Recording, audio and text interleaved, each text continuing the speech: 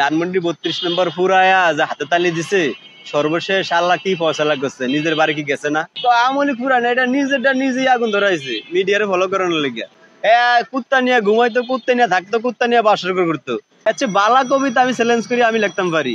নিজে নিজেই বাড়ি ঘর ডিজেল দিয়ে ফুরাইছে, যেহেতু পুরা মিডিয়া তার দিকে ফলো করে ফোকাস করে, এবং সরকার যেহেতু ওই জায়গায় একটা বিল্ডিং বা ভালো একটা বাড়ি ঘুরে দেয়, এইটা টোটালি একটা দান্দাবাজি। আর এই কারো বিপদে হাতে তালি দেওয়া আসলে একটা মনুষ্যত্বের কাজ না। এই যে কুত্তা কাফি নামে খ্যাত এক বিখ্যাত কবি বাংলাদেশের, মহিলা পাগল, এই যে ওই ধানমন্ডি 32 নম্বর ফুরায়া যে হাতে তালি দিছে সর্বশেষ আল্লাহ কি ফয়সালা করছে, নিজের বাড়ি কি গেছে না? এই জন্য আসলে কারো বিপদে হাতে তালি দেওয়া, উৎসব করা একটা মনুষ্যত্বের কাজ না। এই শালা একটা নাস্তিক আর মানুষ, এটা রেজাল্ট অবশ্যই পাইছে। এটা আসলে মানে ওই কবি নামে কলঙ্ক, এটা হইলো কুত্তা কাফি, বুঝছেন?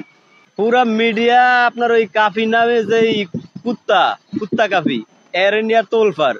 এই কাফি আমাদের এমন কি দেশের যে পুরা মিডিয়ার নিয়ে আলোচনা করতে হইব? কুত্তা নিয়ে ঘুমাইতো, কুত্তা নিয়ে থাকতো, কুত্তা নিয়ে বাসর করতো। এই কাফি বর্তমানে 2-4টা কবিতা লেখছে, লেখা ভাইরাল।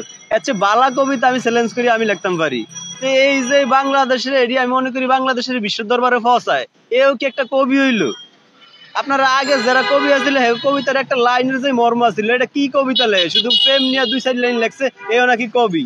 তো এর এর বাড়ি যে ঘুরাইবো, কি বাংলাদেশের মানুষের এত হট ফেভারিট যে একটা ফোকাস ব্যক্তি এর বাড়ি ঘর ঘুরানো লাগবো? এই দেশের কি এর বাড়িঘর কেমনে কে ফুরাইবো? এর নিজে নিজেই এই বাড়িঘর ডিজেল দিয়ে ফুরাইছে, যেহেতু পুরা মিডিয়া তার দিকে ফলো করে ফোকাস করে, এবং সরকার যেহেতু ওই জায়গায় একটা বিল্ডিং বা ভালো একটা বাড়ি ঘুরে দেয়, এইটা টোটালি একটা দান্দাবাজি।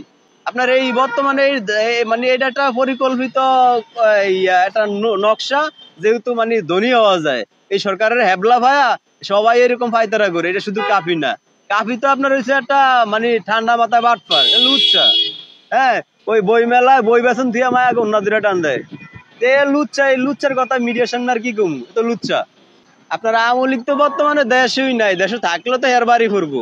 এই দেশে সব বড় বড় নেতারা কয় হেরা মানে আওয়ামী লীগ ফলে গেছে, আওয়ামী লীগ আর দেশে নাই। তাহলে কাফির বাড়ি ফুরাইতে আইছে, আওয়ামী লীগ কি আত্মা হয়ে আইছে? এটা আওয়ামী লীগ ফুরায় না, এটা নিজেরটা নিজেই আগুন ধরাইছে মিডিয়ারে ফলো করানোর লেগে। লাভ হয়েছে টইনের ঘর আসলে এখন হয়তো ওই জায়গায় বিল্ডিং হইব, এই লাভ এই জন্য এটা করছে। এটা ষড়যন্ত্র, টাকার নেশা আপনারা আরো লাগবো। ওই সরকারের এইসব বিষয়ে জানালে সরকার হয়তো বড় একটা অনুদান দিব, এই ছাড়া আর কোনো দ্বিতীয় তৃতীয় কোনো কথা নাই ভাই। বাড়ি ফুরে নেয়, এটা হলো একটা সাধারণ নাটক। মানে মিডিয়ার জগৎটারে ওর দিকে নেওয়ার জন্য, ওর নিজের আরো ফোকাস হওয়ার জন্য, আসলে নিজের আরো ভালো করিয়া এস্টাবলিশ করার লেগে এটা হলো একটা পরিকল্পনা। ওর ঘর ছিল টইনের ঘর, ওর বাবা নিজে কেরোসিন তেল বাজার থেকে কিনছে। এটা পরিকল্পনা ভাবে এটা করছে, যেহেতু এই সরকার এই এই ওই জায়গায় একটা বিল্ডিং করে দেয়, এইটাই মানে একটা কৌশল, আর কিছু না। কারণ এর ঘর কে ফুরবো? তো সর্বোচ্চ সিকিউরিটি অবস্থায় আছে। হ্যাঁ, তো এই আপনার সমন্বয় তো প্রায় কাছাকাছি, এর তো ঘর পুরা সম্ভব না। এটা সবই সাধারণ নাটক। এই এই আল্লাহর গজব এর পড়ছে। কারণ এই মানুষের দুঃখের সময় বাহাবা দেওয়া বা হাততালি দেওয়া এটা মানুষের কাজ না, অমানুষের কাজ। অমানুষের কাজ দেখাইছে, এদেরকে আল্লাহ হেরফে গজব দিছে। আর এই মূলত কবি নামে কলঙ্ক, আসলে কবির মধ্যেই পড়ে না। এটা হচ্ছে নারী পিপাসু, মহিলা পিপাসু। ওই বিভিন্ন জায়গায় মহিলাকে হাত ধরে আর নিজের সাথে ছবি তোলার জন্য বলে।